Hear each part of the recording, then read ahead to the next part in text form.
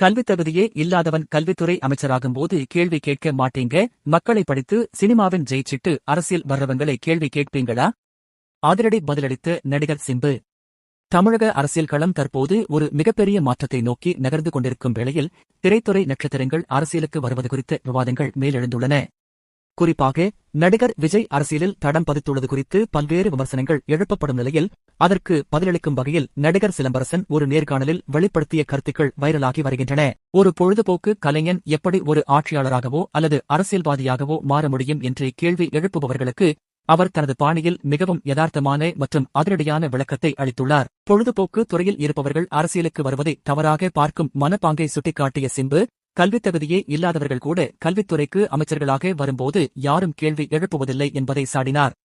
மக்கள் பிரதிநிதிகளாக வருபவர்களுக்கு அடிப்படை தகுதியாக கல்வி மட்டுமே பார்க்கப்படும் சூழலில் நிஜ வாழ்க்கையில் மக்களை நன்கு படித்து அவர்கள் மூலமாகவே திரையில் உயர்ந்து நிற்கும் கலைஞர்களை ஏன் சந்தேகிக்க வேண்டும் என்ற கேள்வியை அவர் முன்வைத்துள்ளார். திரையில் ஒரு நட்சத்திரமாக உருவெடுப்பதற்கு பின்னால் மக்களின் உணர்வுகளை புரிந்து கொள்ளும் திறன் இருப்பதை அவர் வலியுறுத்தினார். ஒரு நடிகர் ஸ்டார் அந்தஸ்தை பெறுவது என்பது சாதாரணமான விஷயமல்ல, அது மக்களின் பேராதரவாலும் அவர்களின் நாடித்துடிப்பை புரிந்து கொள்வதாலும் மட்டுமே சாத்தியம்.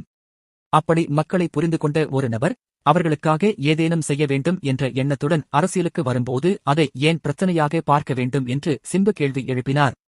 மக்களின் அன்பை பெற்ற ஒரு கலைஞன் அதிகாரத்திற்கு வரும்போது இன்னும் சிறப்பாக செயல்பட முடியும் என்ற கருத்தை அவர் முன்வைத்தார். அரசியல் என்பது ஏதோ சிலருக்கு மட்டுமே உரித்தான ஒரு களம் என்ற பிம்பத்தை உடைக்க வேண்டும் என்பதே சிம்புவின் வாதமாக இருந்தது. எத்தனையோ பேர் எந்தவித பின்னணியும் இன்றி அரசியலுக்கு வந்து உயர் பதவிகளை அடையும் போது மக்களின் வாழ்வியலோடு பின்னி பிணைந்துள்ள கலைஞர்களை மட்டும் குறிவைப்பது முறையல்ல என்று அவர் தெரிவித்தார். உண்மையான அக்கறையோடும் சமூக மாற்றத்திற்கான தேடலோடும் வருபவர்களை அவர்கள் இருக்கும் துறையை வைத்து எடை போடுவது ஜனநாயகத்திற்கு அழகல்ல என்பதையும் அவர் அழுத்தமாக பதிவு செய்தார். இறுதியாக, விமர்சனம் செய்பவர்கள் யாரை நோக்கி கேள்வி கேட்க வேண்டும் என்பதில் ஒரு தெளிவு வேண்டும் என்று சிம்பு குறிப்பிட்டார். தகுதியற்றவர்கள் அதிகாரத்தில் இருக்கும்போது மௌனமாக இருந்துவிட்டு மாற்றத்திற்காக களமிறங்கும் ஒரு கலைஞனை பார்த்து கேள்வி கேட்பது நியாயமற்றது. இந்த நேர்காணல் சமூக வலைதளங்களில் பெரும் விவாதத்தை ஏற்படுத்தியுள்ளதோடு 2026 தேர்தலை எதிர்நோக்கி காத்திருக்கும் விஜய் போன்ற புதிய அரசியல் சக்திகளுக்கு ஒரு தார்மீக ஆதரவாகவும் பார்க்கப்படுகிறது.